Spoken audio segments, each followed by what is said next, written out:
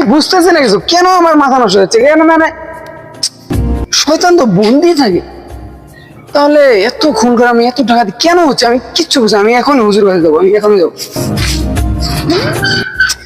মানে বিপদের সময় আরেক বিপদ। রোজা শরীফ দেখে মন ভরে না। আসসালামু আলাইকুম হুজুর। ওয়ালাইকুম আসসালাম ওয়া রাহমাতুল্লাহ। হুজুর আমি একটা জিনিস বুঝতেছি না, আমার মাথা নষ্ট হয়ে যাচ্ছে। তো আপনারা জানেন রমজান মাসে শয়তান বন্দি থাকে, তো এখানে খুন খারামি ডাকাতি তারপরে যে ধর্ষণ এগুলো কেন হচ্ছে বুঝতেছি না কিছু। আচ্ছা তুমি তো বন্দি ছিলা, তুমি বের হলা কখন আবার?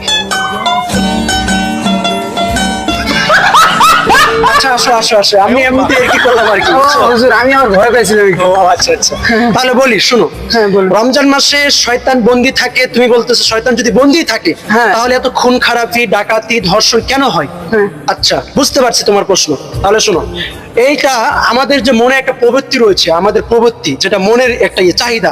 আমার এখন চাহিদা হচ্ছে আমি অমুক জায়গা যাবো, এই যে চাহিদাটা, মানে শয়তান আমাদের দুই ভাবে ধোকা দেয়। মানে একটা হলো মনের শয়তান ধোকা দেয়, একটা হলো শয়তান ধোকা দেয়, যেটা প্রকাশ্য বাইরে থেকে শয়তান ধোকা দেয়। ওইটা মানে ওই শয়তানকে আল্লাহ তাআলা বন্দি রাখছে, কিন্তু আমাদের ভিতরে মনের ভিতরে যে শয়তানি আছে এটা তো আল্লাহ তাআলা বন্দি করে নাই। এইটা প্রবৃত্তি, এই প্রবৃত্তির দ্বারাই মানুষ এই খারাপ কাজগুলো করে, বুঝছো? হ্যাঁ এবার বুঝে আসছে। আশা করি বুঝতে পারছো। আসলে সবাই বুঝবে বিষয়টা কি।